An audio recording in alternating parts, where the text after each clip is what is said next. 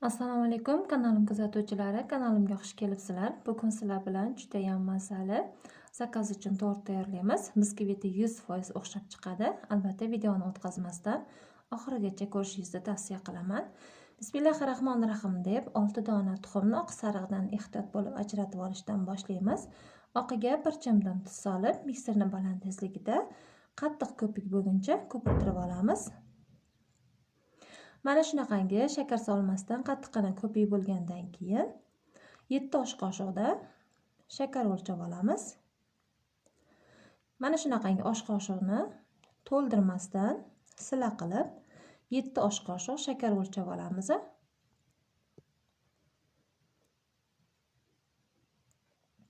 Endi shakarni kam-kamdan tuxumni oqiga solib, shakarlari to'liq erib ketguncha ko'pirtirib olamiz.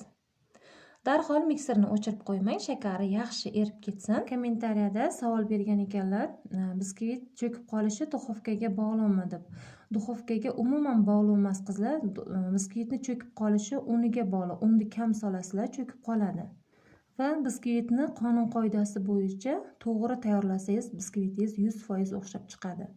Tayyor. Shakarni solgandan keyin ham 2-3 minut davomida ko'pirtirib olaman. Yaxshi erib ketadi o'shanda. Biskvitimiz ham juda ham zo'r chiqadi. Endi bezning ustiga 6 dona tuxum sarig'ini solib, mikserda biroz aralashtirib olamiz. Ko'p ham aralashtirib yubormang, biroz aralashtirsangiz yetadi. Mana tuxumli massamiz tayyor.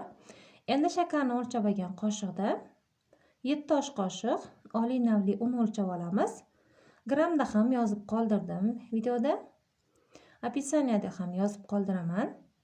Ishonchli retsept qizlarjonlar, albatta tayyorlab ko'rsangiz bo'ladi. Unni 2 martaga bo'lib, kam-kamdan solib, tepadan pastdan qilib, ehtiyot bo'lib aralashtirib olamiz. Juda ham pala-partish aralashtirmang, tuxumni oqi darhol suyulib ketadi. Mana biskvitimiz xamiri tayyor. Xuddi shunaqa quyuq massa bo'lishi kerak. Umuman suyulib ketmasligi kerak. Endi 22 diametrli qolipga biskvit xamirini solib, yengil-yengil tekislab olamiz ustini. Biskvitni baland bo'lib chiqishini xohlasangiz, 20 diametrli qolipga solasiz. O'shanda baland biskvit bo'ladi. Agar biskvitni pechda pishirmoqchi bo'lsangiz, 160 gradusda 30-35 minut tepa pasti birga yongan holatda pishirib olasiz. Agar kimda meniki o'xshaydigan gaz duxovka bo'lsa, pasti alohida, tepasi alohida yonadigan duxovka bo'lsa, tagini yoqib 180 gradusga qizitib qo'yamiz va biskvit xamirini qo'ygandan keyin tagiga bo'sh list qo'yib, bironta issiqqa chidamli idishga tagidan suv qo'yib qo'yamiz. O'shanda biskvitimiz teglari kuymasdan, ustilari ham normada qizarib chiqadi. 30-35 minut gaz duxovkada ham pishirib olsak bo'ladi. Umuman cho'kib qolmaydi, juda ham a'lo darajada chiqadi.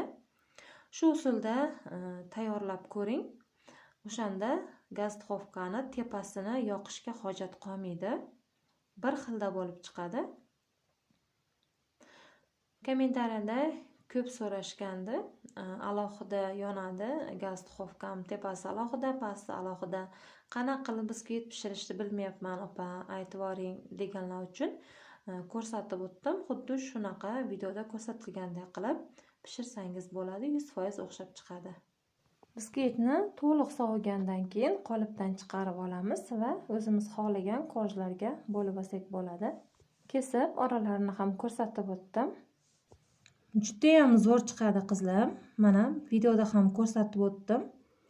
Juda ham zo'r, juda ham mayingina, 100% o'xshab chiqadigan biskvit bo'ladi. Mana 3 ta ko'rjga bo'lib oldim. Xohlasanglar 2 ta ko'rjga bo'lib olsangiz bo'ladi. Biskvitimiz tayyor. Mana oldidan ham ko'rsatib o'tdim. Juda ham mayin biskvit bo'ladi. Endi krem uchun men 400 gram nutelladan foydalandim va 80 gram qirg'ichdan o'tkazilgan shokolad solib yaxshilab aralashtirib olamiz. Bu buyurtmachimning xohishi. O'sha qaymoqli krem qilmang, faqat nutella qo'ying kremi uchun degan uchun shu xuddi xohishiga ko'ra qilib beryapman. Siz ham bemalol zakazlar uchun tayyorlasangiz bo'ladi. qo'rqib yotishga hojat yo'q, o'xshamay qoladi, u bu deyishga hojat yo'q. Mana shu videoni to'liq ko'ring, o'tkazib yubormasdan. Sizda ham bir martada o'xshab chiqadi. Men ham oddiy uy bekasiman. Uyda o'tirib zakazlarga tortlar, shirinliklar tayyorlayman. To'ylarga shirinliklar tayyorlayman. Men ham oddiy sizlarga o'xshagan ayolman va uyda o'tirib mana shu shirinliklarni tayyorlab zakazlarga chiqaraman. 100% ishonchli o'zim tayyorlab sizlarga ko'rsatib o'tyapman. Bemalol shunaqa tortlar tayyorlab zakazlarga chiqarsalaring bo'ladi. Bemalol do'konlarga sotish uchun ham tayyorlasangiz bo'ladi. Tortimizni kremlab olganimizdan keyin xolodilnikka qo'yib turamiz. Xolodilnikda 1-2 soat tursa ham bo'ladi, uni 1 soat tursa ham bo'ladi. Unaqa shart emas xolodilnikda ko'p turishi. Xolodilnikdan olishdan oldin shanti krem ko'pirtirib olamiz. Shanti kremni qopchaga solib, tortni ustilarini va yonlarini kremlab olamiz. O'shanda o'zimizga oson bo'ladi. Har doim shanti kremni qopchaga solib, tortni ustini kremlab tekislasangiz, o'zingizga ham qulay va tezroq bo'ladi va tekis chiqadi.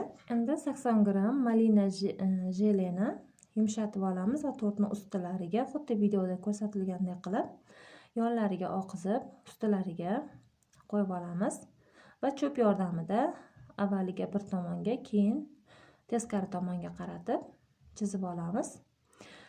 Xudo xolasa yangi videoda jeleni tortlar uchun qanaqa qilib ishlatishni ko'rsatib beraman.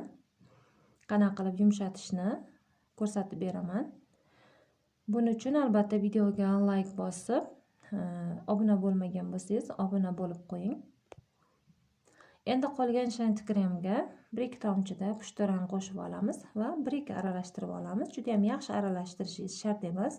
Mana shunaqangi nasatgani qopchaga qo'yib, kremni solib olamiz va tortlarning ustiga atirgullar chiqarib olamiz.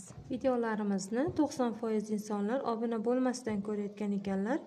Obuna bo'lib, bir dona like bosib qo'ying. Boshqa ayollarimizga ham videolarimiz yetib borishligi uchun bir dona like'ingizni ayamaysiz degan umiddaman. Like uchun sizdan hech narsa ketmaydi. Faqat videolarimiz kengroq tarqalishi uchun va ko'pgina ayol qizlarimizga yetib borishligi uchun o'z hissangizni qo'shasiz degan umiddaman. Mana gullar qo'yib oldik, barglar qo'ydik gullarning atrofiga va konditer qandlaridan gullarning ustiga va tortning tagi qismlariga qo'yib olamiz. Tortimiz deyarli tayyor bo'ldi. Juda ham mazali, og'izda eriydigan tort bo'ladi. Albatta tayyorlab ko'ring. Sizga ham yoqdi degan umiddaman. Savollar bo'lsa, kommentariyada kutib qolaman. Yangi videolarda ko'rishguncha omon bo'ling.